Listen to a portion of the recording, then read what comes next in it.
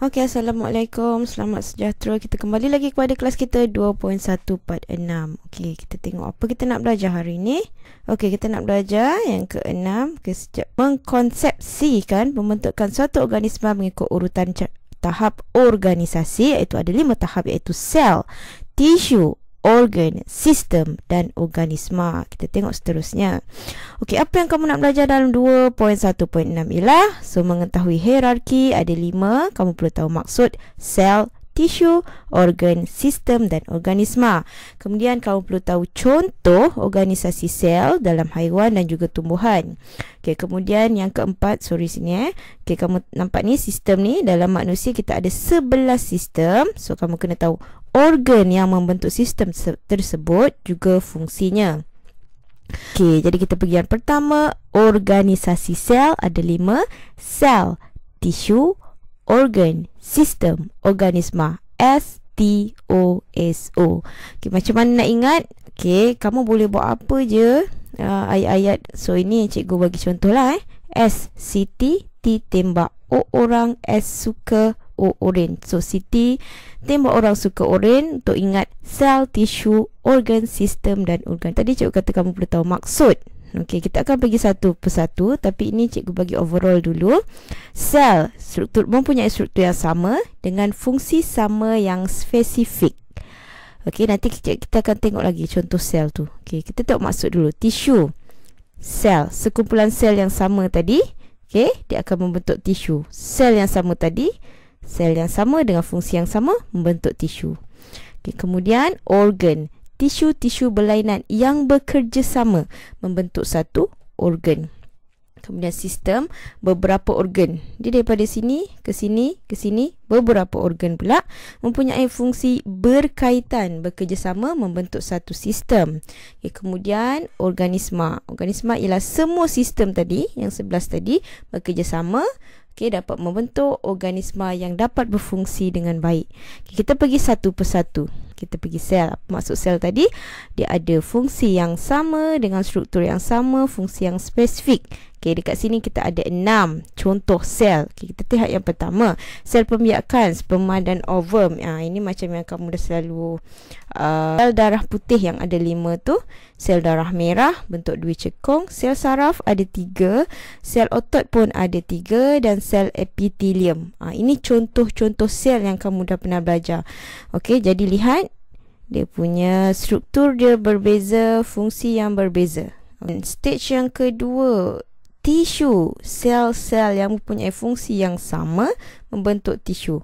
Okey, jadi tadi ni contoh, cikgu ada satu je panggil sel. Dah ada macam ni 4, ini tisu lah. Okey. So tisu kita boleh bahagikan dia hanya kepada 4 jenis saja dalam badan manusia, iaitu tisu saraf, tisu epitelium, tisu otot dan tisu penghubung. Okey, this one. Connective tissue is tisu penghubung. Yang paling banyak sekali lah. Okey, tisu epitelium yang ni, tisu otot dan juga tisu saraf.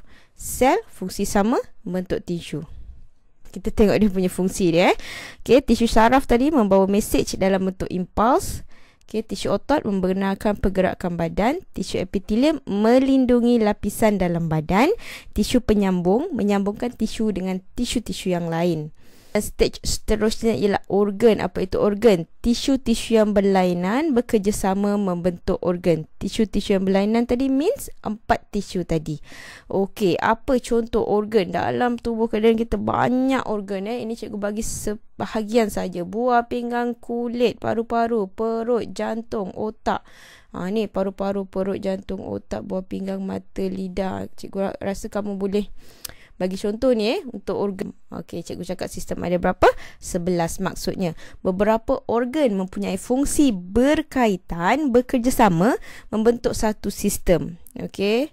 So sistem yang pertama, perkumuhan, sistem rangka, limfa, pencernaan, otot, integumen, peredaran darah, respirasi, endokrin, pembiakan. Ada semua berapa? 11 sistem.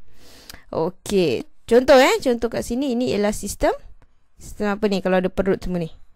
Yes, betul. Sistem pencernaan. Okey. pencernaan daripada mulut ni, esophagus sampai ke perut, okay, usus kecil, usus besar, rektum. This is sistem pencernaan. We will go deeper. Okey, kemudian yang last sekali organisma. Organisma, kalau kita cakap organisma mesti terdiri daripada manusia, lelaki dan perempuan. Okey, kalau haiwan ada dua jenis, yang ada tulang belakang dengan tak ada tulang belakang. Tulang belakang terbagi kepada 5 lagi. Mamalia, reptilia, amfibia, burung dan ikan. Okey, nanti ni kamu akan belajar deeper in form 2. Okey, kalau tumbuhan pula kita ada tumbuhan yang berbunga dengan tak berbunga. Okey. So, ini semua ialah organisasi. Yang ketiga, contoh organisasi sel dalam haiwan dan tumbuhan. Ni sama ada dalam buku teks kamu. Sel epithelium. Okay, satu sel epithelium kita panggil. Bila dah bersekumpulan sel yang sama, menjalankan fungsi yang sama, kita panggil tisu. Tisu epithelium dengan tisu-tisu otot, tisu saraf. Okay, beberapa tisu ni, okay, dia membentuk organ. Okay, organ yang berkaitan. Mulut, esophagus, perut, usus kecil, usus besar. Ini semua organ yang berkaitan menjalankan sistem pencernaan. Okay, sistem pencernaan membentuk organisma. Okay, yang boleh berfungsi. Okay, kita tengok pula dalam tumbuhan. Contoh kita ada sel epidermis. Sel yang melapisi, kamu ingat lagi dekat daun tu, yang atas tu ada kutikel. Satu sahaja kita panggil sel epidermis. Bila dia dah sekumpulan, tengok ni, 1, 2, 3, 4, 5. Okey, dah banyak ni. Kita panggil tisu epidermis. Okey, tisu yang berkaitan. Okey, beberapa kita membentuk organ. Okey, dalam tumbuhan tak macam kita. Ada mulut, ada perut kan. Okey, dalam tumbuhan organ dia sikit je. Daun, bunga, batang, akar. Okey. Kembang, akar. Ni saya cakap tadi ni, beberapa organ membentuk sistem pengangkutan. Contoh nak angkut air daripada tanah naik ke daun ke atas kan. Okey, jadilah organisma tu iaitu tumbuhan. Ada 11 sistem. Okey, sistem otot yang membenarkan pergerakan. Sistem rangka ni tiang lah tiang. Okey, sistem peredaran darah, jantung, organ utama. Sistem saraf, organ utama dia otak. Sistem limfa. Okey, sistem integumen ni kulit kita ya. Okey, sistem respirasi, paru-paru. Okey, kemudian sistem endokrin. Okey, sistem endokrin. Okey, sistem pencernaan kita dah tengok. Sistem perkumuhan yang keluarkan air kencing. Dan last sekali sistem pembiakan. Okey, pada perempuan kita ada ovari, pada lelaki kita ada testis. Okey, ni sama dekat dalam buku teks kamu. Kita nak tengok fungsinya. Okey, so kamu kena identify organ utama yang membentuknya juga fungsinya. Sistem perkumuhan, kulit, ginjal, okey, peparu, fungsinya menyingkirkan bahan buangan. Kemudian sistem rangka, menyokong badan dan melindungi organ dalaman seperti peparu dan hati. Okey, dia melindungilah. Contoh dekat dalam ni kita ada paru-paru. Kalau tak ada tulang rusuk ni, okey, macam mana? Terus paru-paru, terus kulit. Okey, kalau ada orang tumbuk, terus cedera. Limfa, okey, yang hijau ni ialah sistem limfa, mengalirkan mengalir limfa ke dalam saluran darah dan mempertahankan badan daripada jangkitan virus, bakteria dan lain-lain. Okey, sebab di dalam sistem limfa ni, okey, darah putih. Okey, so jadi bila ada virus ke bakteria ke patogen, okey, yang menyerang, okey, jadi dia boleh dienggaf masuk dekat dalam nodus-nodus limfa ni. Okey, kemudian sistem pencernaan yang keempat. Apa dia organ-organ yang terlibat? Mulut, esophagus, perut, usus kecil, usus besar. Fungsinya memecahkan bahan makanan kompleks kepada yang lebih ringkas untuk membolehkan penyerapan oleh badan. Apa-apa yang kita makan tu, okey, besar, sel kita sangat seni. Jadi sel belum boleh absorb terus. Jadi apa yang perlu dibuat ialah makan. Contoh kamu makan burger yang besar tu, sel kecil, macam mana sel nak serap burger yang besar tu? Jadi sebab tu mulut kita akan kunyah, jadikan dia lebih kecil. Okey, sistem pencernaan kita akan jadikan dia lebih kecil sampai saiznya boleh diserap oleh sel. Terusnya sistem otot, membantu pergerakan. Ni otot otot manusia. Sistem integumen, kulit. Kulit ialah organ paling besar dalam badan manusia. Okey, melindungi badan daripada kekeringan dan mengawal suhu badan. Sistem saraf terdiri daripada otak, saraf tunjang, saraf membawa maklumat dari otak ke seluruh badan dalam bentuk impuls. Okey, dia macam sistem internet lah dalam badan kita. Okey, sistem peredaran darah terdiri daripada darah, salur darah. Dalam salur darah ni ada 3 jenis sel darah, iaitu sel darah merah, sel darah putih dan juga platelet. Fungsinya mengangkut oksigen, nutrien, hormon dalam badan manusia. Sistem respirasi terdiri daripada hidung, peparu, banyak lagi mengambil oksigen dan mengeluarkan karbon dioksida dari sel badan manusia. Okey, kemudian seterusnya sistem endokrin. Sistem endokrin ni sistem yang keluarkan hormon dalam badan kita.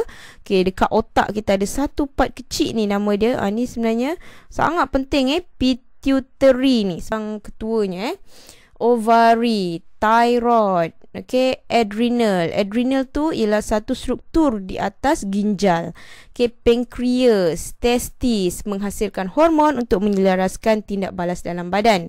Okey, seterusnya sistem pembiakan lain pada lelaki dan perempuan. Pada perempuan kita ada ovari, vagina dan sebagainya. Pada lelaki ada testis dan zakar menghasilkan, kalau lelaki menghasilkan sperma, dan untuk perempuan daripada ovari ini dia boleh hasilkan ovum.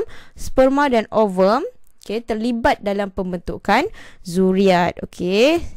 Okey, seterusnya tadi dah ada 11. So cikgu harap kamu dapatlah dapat tengok sama je dalam buku teks tu, cuma cikgu bagi penerangan yang lebih sikit lah. Okey, so kalau kita nak recap balik, level organisation ni terdiri daripada sel, S, city, T, tisu, tembak, O, organ, orang. Ni sistem. Suka kan? Suka. Suka urin kan? Sel. Cuba identify mana sel muscle ni kat bawah ni. Ni muscle sel ni beberapa tisu membentuk organ. Organ, esophagus, perut, usus kecil, usus besar membentuk sistem. Jadilah dia sistem pencernaan. Contoh lain. Tengok ini sel lain pula ni. Ini sel epithelium Epithelium cikgu kata ada dekat dalam ni, kat sini. Dekat tubul ni, tubul pada ginjal. Kemudian ginjal dengan pundi kecing membentuk sistem apa? Sistem perkumuhan. Betul, boleh keluarkan air kencing. Kemudian ni contoh lagi sama juga sel otot, tapi kat sekarang ni sel otot kardiak. Kardiak satu ialah sel, sekumpulan ialah tisu, dia membentuk jantung. Jantung dan salur darah membentuk sistem peredaran darah. So last sekali manusia ialah organisma yang kompleks. Kenapa manusia ialah organisma yang kompleks? Sebab kita mampu berfikir. Semua organisma, haiwan lah maksud cikgu, semua ada otak. Kita pun ada otak. Cuma kelebihan kita ada akal dan kita mampu berfikir. Kemudian manusia boleh lakukan aktiviti yang tak boleh dilakukan oleh organisma atau haiwan lain. Contoh membaca, menulis, berbincang, menggunakan alat. Ini semua manusia je boleh. Betapa spesialnya kita. Kemudian organisma multi kompleks. Kita ni organisma multi kompleks sebab kita ada lebih 200 jenis sel yang boleh berfungsi dengan fungsi yang berbeza sebab kita ada proses penghususan sel. Jadi cikgu rasa itu saja untuk kelas kali ini. Kita jumpa lagi pada kelas akan datang. Assalamualaikum.